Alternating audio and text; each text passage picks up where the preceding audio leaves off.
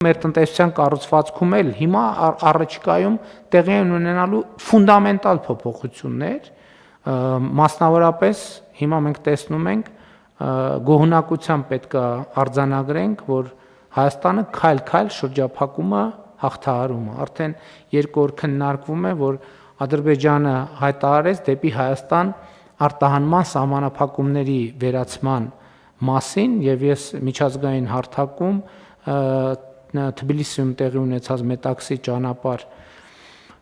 համաժողովի ժամանակ իմ գնահատանքն եմ արտահայտել Ադրբեջանի նախագահի այս որոշման կապակցությամբ եւ ողջունել եմ այդ որոշումը, նույնը ուզում եմ անել նաեւ այստեղ, որովհետեւ դա շատ կարեւոր որոշում է եւ դա ցույց է տալիս, որ Վաշինգտոնի հռչակագիրը եւ ձեռքբերված պայմանավորվածությունները դրանք ընդհանրապես ինչպես փորձ արվում որոշ տեղերում ներկայացնել, ընդհանրապես միայն դեկլարացիա չեն, այսինքն դրանք դեկլարացիա են, բայց որը իր հետ բերել է կոնկրետ արդյունքներ։ Ես ձեզ մի նման բան ասեմ, հարգելի գործընկերներ, որովհետեւ տեսեք, երբ որ մեր որևէ գյուղում կրակոցի ձայն է լսվում, հաջորդ օրը ամբողջ սոցիալական ցանցերում բուրըն քննարկվում է, չէ՞, թեման։ Բայց որ մեր գյուղում արդեն որևէ գյուղում երկար ժամանակ կրակոցի ձայն չի լսվում, դա բնականաբար ոչ մեկ չի քննարկվում, ոչ մեկ ամեն օր չի վեր կենում, ասում, վայ, այսօր էլ մեր գյուղում կրակոցի ձայն չլսվեց, այսօր էլ չլսվեց, այսօր էլ չլսվեց, բայց մենք ամեն օր այդ ինֆորմացիան ունենում ենք, ամեն օր այդ ինֆորմացիան ունենում ենք, եւ սա շատ կարեւոր է, այսինքն մենք այս պարամետրերը պետք է տեսնենք, կշռենք, որպեսզի նաև մենք դինամիկան տեսնենք, մենք ուր ենք գնում, մենք շարժվում ենք, թե չենք շարժվում։ Ես երեք ազգային ժողովում էլ ասացի։ Մարդիկ կան խոսում են, ասում են Հայաստանը կործանվում է, էս ալնում, են ալնում։ Այդ մարդիկ ուղղակի չգիտեն Հայաստանը։ Մարդիկ կան եւ իրոք իմ ասածի մեջ քաղաքական քննադատություն չի այնքան, ինչքան իրադրությունը հասկանալու փորձ։ Որտեւ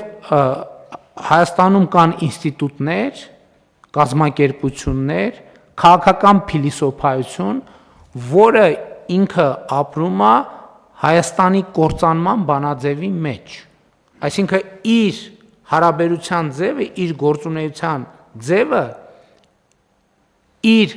գործունեության օբյեկտը կործանվող Հայաստանն է։ Եթե Հայաստանը չի կործանվում, գործունեության դաշտ չկա։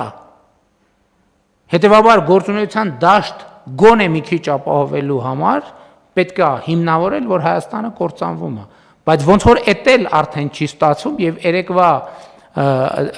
ընդդիմության դատարկ տեղերով խորհրդարանական դահլիճը դրա մասին է վկայում, որ արդեն էտել չի լինում հիմնավորել։ Բայց ամեն դեպքում ես չեմ ուզում, որ մենք նաեւ ինքնամոռացության մեջ ընկնենք, մենք երբեք ոչ մի մարտահրավեր չենք կարող չնկատել։ Էդ էլ եմ ասում, այդ ռեժիմից էլ է պետք դուրս գալ, որ կառավարությունը մի ինստիտուտ է կամ իշխանությունը, որը ամեն օր պետք է ապացուցի, որ ամեն ինչ փայլուն է, անդիմությունն էլ հակառակը ապացուցի։ Ոչ, մենք պետք է մեր խնդիրների մասին խոսանք, նախ որ հանրությունն իմանա, որ մենք գիտենք այդ խնդիրների մասին։ Որտեւ երբեմն կարա տպավորություն ստացվի, որ մենք խնդիրների մասին տեղյակ չենք, էլի կաբինետներում փակված, տենց ոչ մի բանից տեղյակ չենք։ Ես ձեզ վստահ ասում եմ, որև մեկը Հայաստանի խնդիրների մասին չգիտի, այնքան ինչքան մենք։ Բացառված բան է, որ այդպիսի իրավիճակ լինի։ Եվ վերադառնալով տնտեսական ցուցանիշներին, տեսեք, այս տարվա ամենա էլի սոցիալական ցանցերի եւ ընդդիմության ամենասիրած թեման մեր գյուղմթերքի արտահանումն է։ Հիմա եկեք նայենք ինչ ունենք մենք գյուղմթերքի արտահանումով։ Մենք ընդհանուր առմամբ այսօրվա դրությամբ ունենք արտահանման 13.8% աճ նախորդ տարվա դրությամբ։ Ընդ որում կոնկրետ ուղղություններով Ծիրանի դեպքում 25.5% աճ,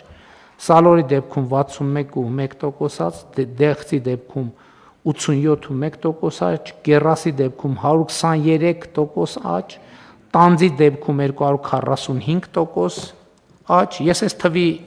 վրա ուզում եմ հատուկ ուշադրություն, տանձի արտահանման թիվը լոլիկի դեպքում 12% աճ, պղպեղի դեպքում 62% աճ, կաղամբի դեպքում 843% աճ, սմբուկի դեպքում 72% աճ, ծաղիկը հատով ծաղիկը 6.4%-ով է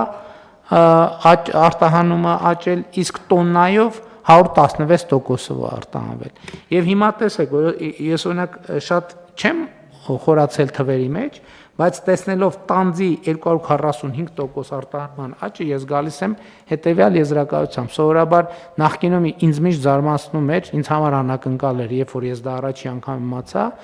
որ ամենաշատ Հայաստան ներկրվող մրգերից է տանձը, ամենաշատը ինձ համար սա անակնկալ էր, բայց արտահանման այս թիվը եւ այն, որ մենք ոչ մի անգամ չենք լսել արտահանման խնդրի մասին եւ այս թիվը, սա ես 90 եւ ավել տոկոս վստահ եմ, ամբողջ ինտենսիվ այգիներում աճեցված տանձն է, որը ստանդարտին համապատասխանում է բոլոր առումներով եւ որ ուղղությամբ ուզեն կարող են արտահանել, որովհետեւ արտադրանքը համապատասխանում է